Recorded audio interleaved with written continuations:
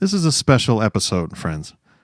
As you've noticed, there was no intro music, there'll be no outro music, and no sponsors ads. We've done it this way because this episode is somewhat personal, and the topic is prompted by what I saw the other night and what so many of us saw the other night during the Super Bowl. All of you know that we like to say this podcast comes from an undisclosed location. This is because we have a strong streak of self-preservation, and we don't want to be attacked by outraged listeners who might be, shall we say, overly invested in believing historical myths. But most of you realize we're joking, and you probably figured out a long time ago that we're based in Pittsburgh in western Pennsylvania. I've lived a lot of places, but I consider this my hometown, and I'm very proud of it. While I normally don't disclose our location or crow about this region, I'm going to do exactly that today. Now, western Pennsylvania is home to far more important things than the Buzzkill Institute. As you know, it was one of the centers of the American Industrial Revolution. It's also the birthplace and home of a number of great Americans, including General George Marshall, Fred Rogers, Jonas Salk, and since we're kind of referring to football here, great players such as Joe Namath and Joe Montana. The idea of region is also important here. With Pittsburgh at its core, the whole of western Pennsylvania is made up of small and medium-sized towns settled in and around the Allegheny Mountains, and they're sort of knit into this big region. George Marshall was from Uniontown to the southeast. Fred Rogers was born in Latrobe, as was Arnold Palmer. Joe Namath hails from Beaver Falls, PA, and Joe Montana grew up in the town of Monongahela in Washington County, which is the next county over from here. There's another town in Washington County that I'd like to talk about for a minute. It's called 84, Pennsylvania. That's right, 84 is its name, spelled out 84. The origins of the name are obscure and uncertain, and only 657 people live there. But it's also home to a prominent company called 84 Lumber. Now you see how I'm connecting the Super Bowl to our home region. Those of you who watched the game the other night saw the first half of a very moving advertisement about a Mexican mother and young daughter trying to get to the United States. Only the first half of the ad was shown during halftime, and Super Bowl viewers were encouraged to go to the 84 Lumber Company website to see the rest.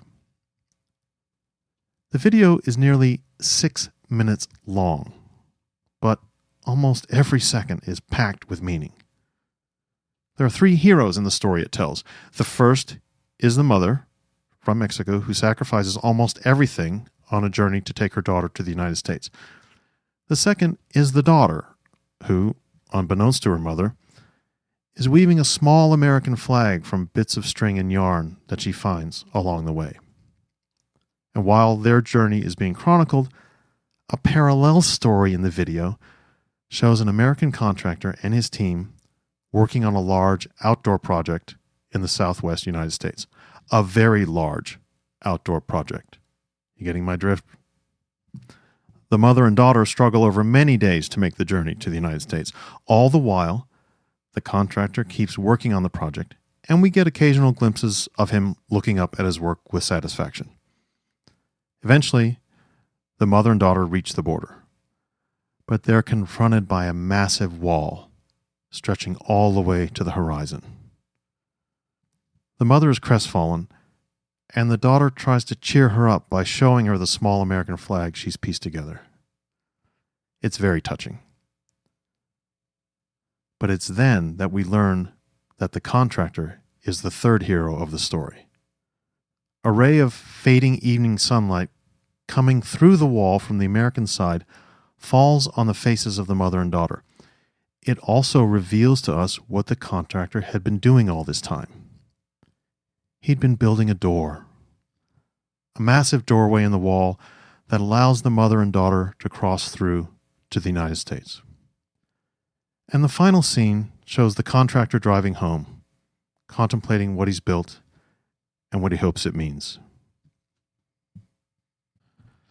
I can't remember ever seeing an advertisement or public service announcement more powerful than this one. And I can also draw on regional pride that the ad was produced by a Pittsburgh company called Brunner Works, led by its founder, Eric Brunner, the advertising company. And of course, I can take further pride in the fact that it was a Western Pennsylvania company, 84 Lumber, who had the moral backbone and nerve to fund such an ad. And I'm even more proud to tell you why the 84 Lumber ad touched me so deeply. 84 Lumber was founded and built by a man named Joe Hardy. It's now run by his daughter, Maggie Hardy McGarrico. Mr. Hardy and Ms. Hardy McGarrico are very prominent people in Western Pennsylvania, and they've done a number of important things for charities around here, as well as for the Republican Party and conservative political organizations. Now, although I try not to disclose my political opinions here on the show, I think it's fair to say that they are all almost exactly the opposite of those of the Hardy family. So it was extremely heartening to me, and I think to people on my side of the political fence, that the welcoming message of 84 Lumber's Super Bowl ad came from the other side of the American political fence. Many folks watching the ad probably thought it was from a liberal, left-wing, internationalist sort of group. But it wasn't, and that fact alone, is very hopeful. And so I'd like to try to put the Hardys' message into the context of some political history, if you'll let me. You know, I don't like to sentimentalize historical figures, especially political ones. But I'm going to do it today because this episode is different from our other ones. When Eleanor Roosevelt died in 1962, the American statesman Adlai Stevenson eulogized her and said, essentially, that she'd strive to find uplifting pathways through political and social danger and fear. She had been, he said, the type of person who would rather light a candle than curse the darkness. And her glow warmed the world.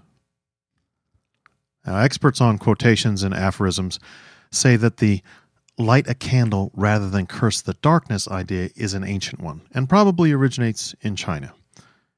And the quote appeared in print frequently in the mid-20th century, probably to express the idea that the darkness of World War II could be driven out by the light of humanitarianism. And then, when Adlai Stevenson died a few years after Eleanor Roosevelt, President Johnson eulogized him with the same phrase, saying that his career also illustrated the best aspects of 20th century idealism. And when I looked into this, it was no surprise, therefore, to learn also that British lawyer Peter Benenson was profoundly struck by the light a candle wisdom, and he founded Amnesty International in 1961. He used the saying, light a candle rather than curse the darkness, as the organization's motto, as well as using the image of a candle burning inside a ring of barbed wire as its symbol. Now back to the Super Bowl ad. I was stunned when the heroism of the contractor was revealed at the end. It certainly wasn't what I was expecting. But the would rather light a candle than curse the darkness quote quickly came to mind when I saw it. And as you know, innumerable Americans have been distressed to hear the plans to build a wall on the U.S.-Mexico border. We all know about that. The controversy is in the news almost every day. You see, when faced with not only the image but the reality of a massive wall, the contractor portrayed in the ad could very well have groused and complained that it was un-American and not done anything about it. Instead, he concentrated his energies, his skills, and his resources on building a door in that accursed wall. And I'm hopeful that many, indeed a majority of Americans, will do the same thing, either literally or figuratively, if a forbidding wall ever scars our southern border. And my hope for this has been strengthened by the 84 Lumber Company's Super Bowl ad. In planning and funding that video, the Hardy family, Western Pennsylvania's own, showed some of their humanity.